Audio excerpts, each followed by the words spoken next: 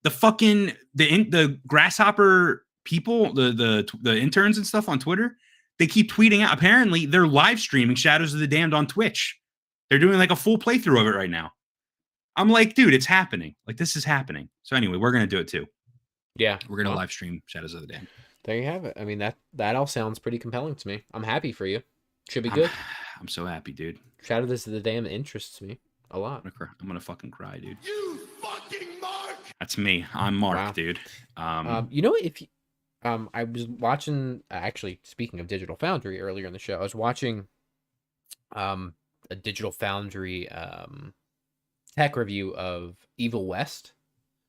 Yeah, how And is that game? I was watching that, and I was like, man, I don't have any interest in playing this, but I feel like this is a game that Brett would really like. Dude, I've been seeing some gameplay of it on TikTok, and I'm like, Yeah, damn, I was watching. I don't think it looks bad. I think it looks Yeah. fine. But I was watching. I was like, man, this looks like a Brett game. yeah. So I think it does look like a me game. It seems Yeah. very Shadows of the Dam-esque with some of its mechanics and stuff like that. And also, And it's it's just very- like it's a very old school. Like, this is a video game. This is a video Over the games top. video game. You know what I mean? Yeah. So yeah, I don't know. Just Very cool. thought I mentioned that. So Listen, we got a lot of big stuff coming up. So first of We all, do. if you're not subscribed or following us or whatever, wherever you're watching, you should subscribe or follow. So whether that's YouTube, whether that's Twitch, whether that's Spotify, whether that's Apple Podcasts, whether that's Google Podcasts, whatever it's called, you should be following us or subscribe to us because we have some big stuff coming. We're going to be doing a prediction special for the Game Awards. We're not going to be streaming the Game Awards. If we do, it's going to be small. It's not going to be a big production.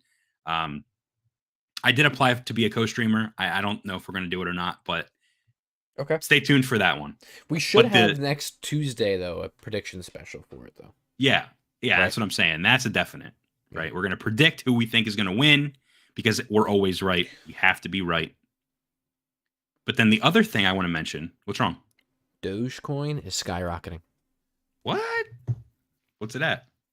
15? 26 cents, What? which is the highest it's been since it launched. I'm going to sell right now, dude. I've been trying to offload that. Well, there you go, Dogecoin. We'll talk about that offline. Sorry, I got the notification on my phone, and it's now at 27 cents. Don't sell. I'm holding. Anyway, All right.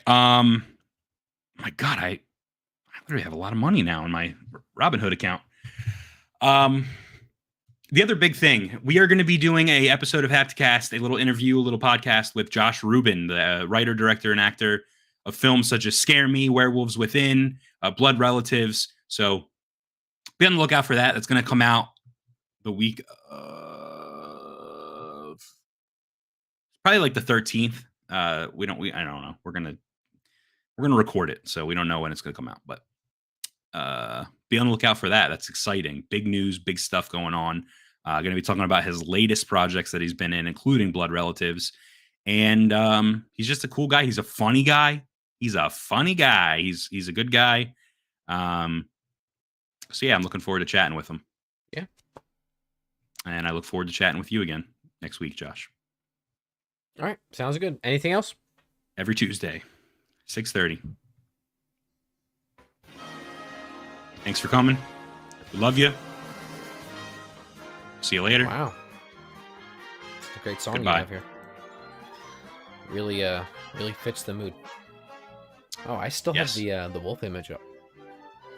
That's for Josh Rubin. What does the wolf mean? Josh Rubin.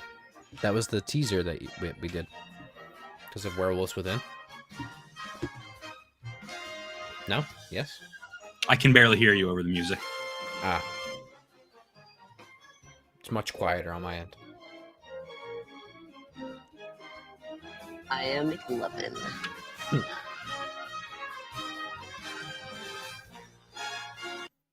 All right. Goodbye. That's it.